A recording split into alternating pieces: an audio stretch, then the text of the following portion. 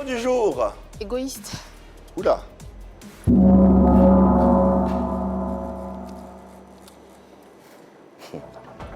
Betty et Ghislain, d'abord, félicitations pour vos rôles que vous avez campés à merveille.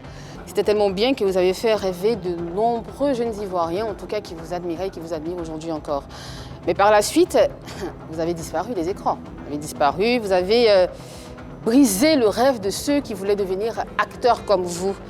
Je me pose la question, on se pose tous la question, n'est-ce pas un peu égoïste de votre part d'avoir choisi de lever le pied? Waouh. Betty, vas-y. Moi, je dirais pas égoïste. Je vais dire tout court, chacun, quand il pleut, chacun attrape sa tête, ou comment on dit ça, je sais pas, mais là, il s'agit, c'est pas égoïste. Un étudiant qui fait du cinéma son hobby, il a déjà autre chose à penser. Un hobby, c'est pas une fonction, c'est quelque chose qu'on aime, qu'on veut faire, oui, en parallèle, mais j'ai continué mes études. Tu es consciente que tu avais de nombreux fans? Tu es consciente que tu as suscité quand même de l'espoir sur des fans, en des fans? Oui, oui.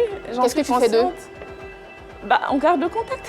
On garde le contact, c'est tout? Tu ne penses pas que c'est un gâchis? On aurait voulu voir Betty à de grands festivals, en train de la voir monter les marches de Cannes. Chacun a son étoile. Peut-être que j'ai choisi la mienne. Valoriser son potentiel. Avoir confiance en soi. Et jamais baisser les bras. Fun, fraîche. Ou bien. Chic, propre et toujours fraîche. Fresh, c'est fresh. Vivez plus fraîche. Il n'y a pas un peu une pointe d'égoïsme dans ton Non, moi je ne crois pas du tout.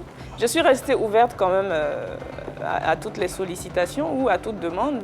Voilà, je n'ai jamais frustré qui que ce soit. Mais tu aurais pu continuer justement et atterrir où on aurait voulu que tu atteignes, Betty. Mais il n'y a pas... Tu étais l'espoir de la nation. Est-ce que tu comprends ce que je suis en train de te dire? Oui, mais on ne le fait pas. De la nation. Il ne faut pas aussi le faire gratuitement.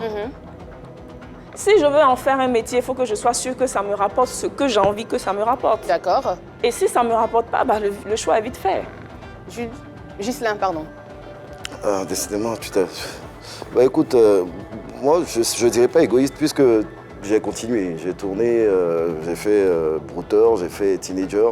Juste que le téléspectateur, quelque part, peut-être, voulait me garder dans Jules Classe A. Je veux dire, après ça, j'ai eu à tourner d'autres séries. Justement, mais Jules... pourquoi je t'appelle Jules? Ghislain, justement, tu as tellement bien joué que je continue de t'appeler Jules. Merci. Tu t'es installé justement dans un certain confort. Tu le disais sur ce plateau, tu as commencé à avoir la grosse tête, pour ne pas dire ça. Et tu pensais que tout te tomberait du ciel, un peu comme la manne. Aujourd'hui, tu te retrouves assistant réalisateur, que je respecte. Mais quand je lis dans ta biographie, je vois 3e assistant réalisateur, je vois voix off. Attends, Ghislain, tu as joué quand même un grand rôle. Est-ce que tu ne penses pas que tu aurais dû te retrouver en train de jouer comme un Landry Niamba? Suis mon regard. J'ai tourné Classe A. Après Classe A, il faut chercher à vivre. Elle a parlé de quelque chose et depuis on en parle. C'est de l'argent, c'est beaucoup de choses, c'est beaucoup de paramètres, tu vois. Et moi, j'avais une vision particulière. C'était de continuer et de devenir quelque part, ou d'aller jusqu'à la production. D'accord? Je ne dis pas que je ne voulais plus jouer, je continue de jouer. D'ailleurs, comme je l'ai dit, j'ai fait au moins 5 séries. J'étais assistant réalisateur. D'accord? En même temps, j'ai tourné, comme je l'ai dit, dans Brouteur, dans Teenager, dans Go Show, dans Ma Grande Famille.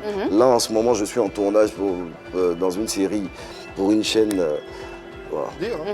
Voilà, donc, je veux dire, c'est pas égoïste de ma part. C'est, voilà, à un certain moment, je prends de l'âge, faut que je pense à mon avenir, à mon futur financier. En même temps, Jules, je suis Ghislain. En même temps, Ghislain. Ce que je veux dire, c'est qu'à cette époque, on ne voyait que toi, on ne voyait que Jules. Tu étais beaucoup plus célèbre que tes autres collègues dans la série avec toi. Mais aujourd'hui, justement, on ne te voit plus. Mais tu dis que tu es derrière la caméra. On peut comprendre que tu sois derrière la caméra. En fait, ça dépend de l'objectif de tout un chacun. Moi, je ne suis pas là pour chercher la gloire.